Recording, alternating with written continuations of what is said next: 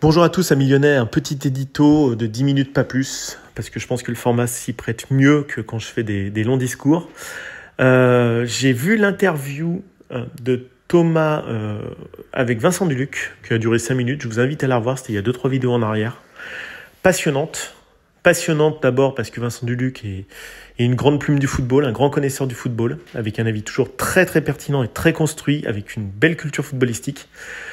C'est quelqu'un que j'apprécie énormément dans ses analyses, dans sa vision, qui est là depuis longtemps, qui, si vous regardez l'équipe du soir, je ne fais pas de publicité pour le groupe Amoré ou l'équipe, peu importe, mais moi je le regarde assez régulièrement, a toujours un avis très construit, très argumenté, qui ne s'emporte jamais, qui reste toujours assez neutre dans ses avis, enfin, ou un minima argumenté, construit, étayé, enfin tout va bien, structuré, et qui là fait une très bonne interview avec Thomas. Il y a juste la première minute qui est un petit peu, comme on dit aujourd'hui, entre guillemets, lunaire, où Thomas se présente. Il dit, voilà, Lyon Fan TV, vous avez déjà fait une interview, monsieur Duluc. Et Vincent Duluc, je paraphrase pas, vous reverrez la vidéo, Vincent Duluc lui répond, on me l'a assez reproché. Et là, Thomas rebondit, il dit, oui, mais bon, on est une chaîne sur YouTube, voilà, c'est une opinion comme une autre. Et lui, il dit, oui, mais concrètement, les médias traditionnels, YouTube, c'est un peu leur contraire, quoi. Voilà clairement ce qu'il dit. Alors, il dit, on n'a quand même pas les mêmes contraintes, on fait pas le même métier, on n'a pas les mêmes contraintes. Donc évidemment, quand on est journaliste professionnel, ce qui n'est pas la Lyon Fan TV, Lyon Fan TV, c'est une chaîne de supporters qui donne un avis. Constant le rappelle assez souvent, Juliano aussi. Ils aiment à le rappeler, c'est un avis de supporter. Thomas aussi, évidemment. C'est un avis de supporter. Et rien d'autre, c'est un porte-voix. Alors, et d'ailleurs, Thomas invite ceux qui ne sont pas d'accord, ceux qui contredisent. Il fait régulièrement des ouvertures médiatiques, que ça soit lors des matchs, où il donne l'avis de supporter sur le match.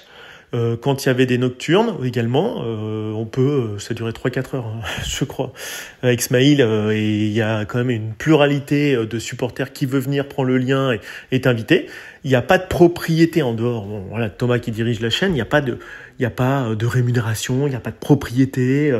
Voilà, moi j'ai mis un avis, ça peut demain être un autre qui crée un édito, sous la forme qu'il veut. Enfin, je pense que Thomas est assez ouvert là-dessus, il n'y a pas de souci. Donc moi, je comprends pas trop l'avis de Vincent Duluc quand il dit, nous, en fait, c'est un peu, pas notre ennemi, mais je sais plus le terme qu'il utilise, mais voilà, ça nous gêne quand même, on sent une gêne, on le va reprocher. Alors, je pense que c'est son employeur, le groupe Amaury, vous savez, le groupe qui détient France Football, l'équipe, le journal du dimanche, le JDD, le Tour de France. Voilà, donc c'est quand même un groupe très familial, très important.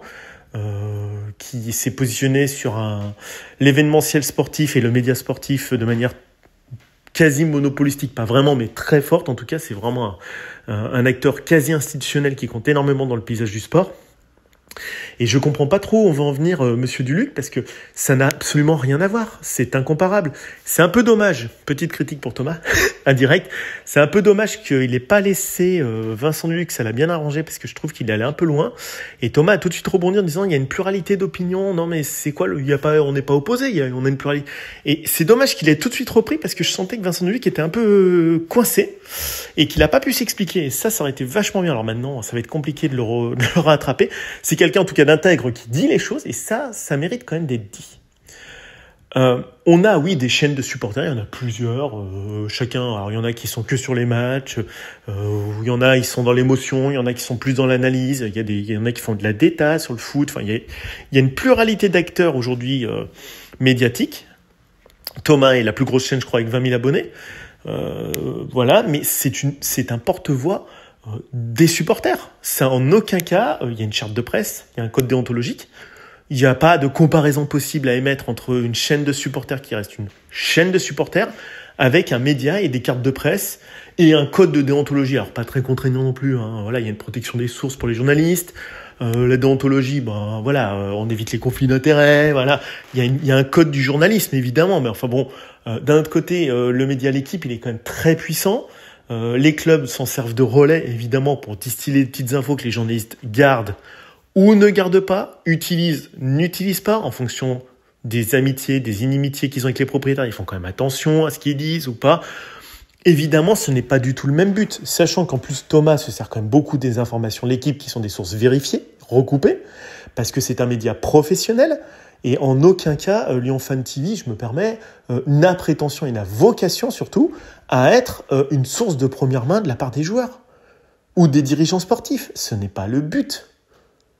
Ça, c'est le rôle des journalistes. Donc je vois pas où est le problème. Alors, si Vincent Duluc intervient sur une chaîne, est-ce qu'il doit avoir l'accord du groupe Amaury ? Je ne sais pas, ça c'est en interne que ça se passe. Par contre, il y a d'autres journalistes de l'équipe qui sont intervenus sur d'autres chaînes de supporters. Est-ce que ça a posé souci ou pas ? Moi, j'ai pas l'impression que ça ait posé souci. Donc, je pense pas qu'il y ait une paranoïa à avoir. Thomas, là, il me dit, oui, par rapport à Lyon Fan TV, machin. Non, je pense pas. Je pense que surtout, il y a des dirigeants quand même maladroits aujourd'hui parce que je pense que ça coûte pas très cher de s'exprimer. Ça coûte pas cher d'être sympa. Aller une main sur l'épaule à Thomas ou à un autre ou à Giuliano, un sourire et puis répondre ouais là c'est un peu difficile, un peu botter en touche rapidement. Voilà, ils ont raison de pas forcément s'exposer. Moi je les comprends les journalistes et les présidents de clubs de pas forcément vouloir s'exposer sur une chaîne d'amateurs et de supporters parce que y a des secrets de vestiaire, il y a des secrets bien gardés. Mais vous savez, même les présidents se méfient beaucoup de la presse. Moi, je me souviens d'un moment où les relations étaient quand même très délétères entre Jean-Michel Aulas et le groupe L'Équipe. Très, très délétères. Je me souviens d'un moment où Aimé Jacquet, il y avait des relations exécrables avec le journal L'Équipe, ou Raymond Domenech. C'est-à-dire que c'était carrément rompu, les canaux de communication, parce que ça allait très loin. Il s'énervait beaucoup. Quand Raymond Domenech apprend qu'il y a une taupe en 2010 à Naïsna, évidemment, le journaliste protège sa source. C'est le but du journaliste. Il a le droit de protéger ses sources. Ça fait partie de son métier. Mais faut pas rêver. Les relations avec les clubs sont des relations un peu paradoxales quand vous êtes un journaliste professionnel, parce que vous avez accès à des informations, mais parfois vous aimeriez avoir accès à des informations. Alors parfois les clubs se servent de vous en termes de relais d'opinion, parce que évidemment vous savez que si vous avez un problème avec un joueur et que vous voulez le passer dehors ou qui traîne des pieds pour signer une prolongue, vous passez un coup de fil à Hugo Guillemet ou je sais pas lequel, Hervé Penaud pour Marseille ou Mélissandre, je sais plus son nom, Gomez pour Marseille et tout, et vous allez avoir un relais de communication et le journaliste le sait pertinemment, évidemment. Voilà, vous faites passer, surtout quand vous voulez pousser un joueur dehors parce que vous voulez plus l'avoir dans l'effectif, vous faites et le journaliste le sait. Voilà. A contrario, il y a des choses sensibles que les journalistes ne doivent ou ne veulent pas savoir, ou les journalistes ne doivent pas savoir. Par exemple, que l'UEFA a regardé les comptes de l'OL pour savoir si, là on l'a appris ce matin, serait exclu de la compétition européenne, jusqu'au communiqué de l'OL du 30 janvier. Voilà, on apprend des choses et l'équipe, s'ils avaient eu l'information avant, j'en parlais ce matin à Thomas, s'ils avaient eu l'information avant, l'équipe l'aurait bien entendu diffuser. Ou alors, il y a eu un gentleman's agreement entre le journaliste qui suit l'équipe, enfin les journalistes, et éventuellement le groupe Eagle pour que ça se divulgue pas, pour pas se mettre la panique à bord auprès des joueurs, des supporters ou je sais pas quoi. Donc oui, c'est plus contraignant, Vincent Duluc a raison.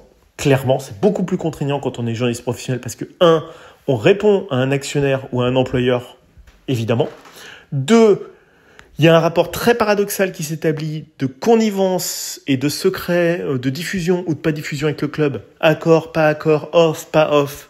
Donc ça, c'est au jour le jour qu'on a des infos.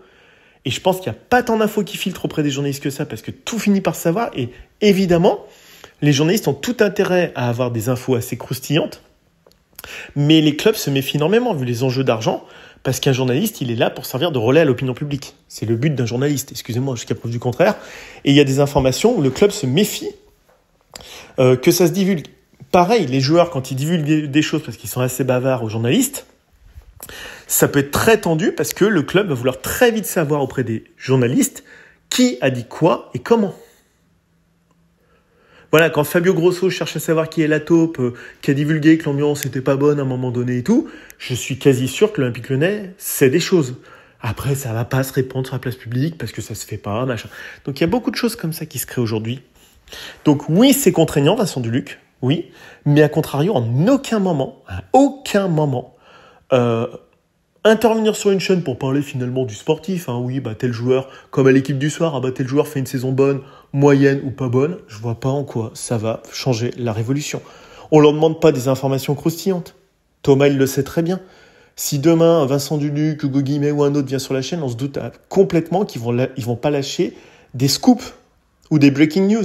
C'est pas l'endroit. Et s'ils l'ont, bien évidemment, ils le feront avec l'accord du club ou de leur employeur. Et ça se fera à bon escient par le canal principal, c'est-à-dire leur employeur. L'équipe, par le journal. Donc on leur demande juste d'avoir un œil, avec le recul professionnel, qu'est-ce que vous pensez de l'évolution du foot, des choses quand même très neutres. Et c'est là où je comprends pas que Laurent Prudhomme se soit carapaté aussi vite devant Thomas. Et là, c'est assez autre chose que Vincent Duluc.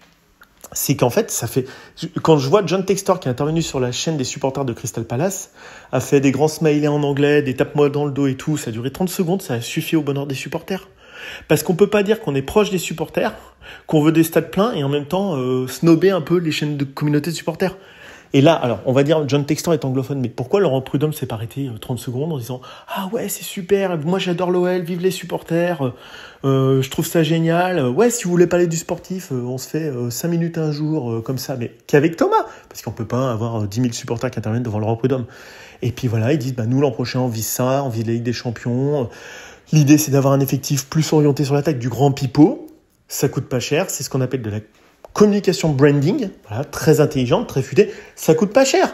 Mais bon, aujourd'hui, je pense que c'est un peu la panique à bord. Donc, je comprends aussi la réaction de Monsieur Prudhomme de vite filer quand il voit une chaîne de supporters parce que c'est tendu avec John Textor. Parce que John Textor, vous êtes sur un bouton éjecte à tout moment avec lui. Moi, c'est ce que je pense. Après, peut-être que je me trompe, mais je pense ça en tant que supporter. Je pense qu'il y a un peu panique à bord pour sa place à l'OL. Parce que vous avez quelqu'un qui est très impatient, qui bouillonne d'idées à la tête, mais qui est extrêmement impatient vis-à-vis des hommes, qui est très exigeant vis-à-vis des hommes. Un jour, il vous serre la main. Moi, je me souviens quand même dans son interview qu'il a donnée à RMC chez Roten, le très bon Maxence Cacrec qui venait de signer à Coma. Donc, en fait, lui, il a un œil business. C'est un targeteur business, John Textor. Tant que ça lui ramène et que ça ramène aux hedge funds qui sont derrière lui, Ares, Icon, je sais plus comment il s'appelle, Icon Sport ou autre, c'est très bon. Voilà, mais c'est un tueur à sang-froid. Pas un tueur à sang-froid, mais il est à sang-froid, c'est un serpent à sang-froid qui voit l'argent à travers le sport. Surtout. Donc c'est vrai que vous êtes quand même tout le temps un peu à marcher sur des œufs avec lui quand vous êtes au sein du club, je pense. Même il bouillonne d'idées, il est intelligent, il va très très vite, et il peut être très brutal dans son champ décisionnel. C'est ce qui s'est passé avec Pierre Sage, en l'occurrence. Voilà, c'était juste un petit pour rebondir un petit peu, hein, rien de méchant. Vincent Duluc reste un excellent journaliste, un excellentissime journaliste. Je comprends pas trop cette comparaison entre Lyon Fan TV ou les autres chaînes de supporters et des médias dits traditionnels. Ce n'est pas pareil. Il y en a un qui relève des informations. Après, ils font des interprétations de faits, d'opinion. Ça, c'est un journal d'opinion. Et d'autres qui c'est une voix de supporter qui n'a rien d'officiel ni vis-à-vis de l'Olympique Lyonnais, ni qui se prétend être journaliste. Voilà. Bon, c'était une petite opinion comme ça, pêle-mêle. Allez, bonne journée à tous les gones. Salut.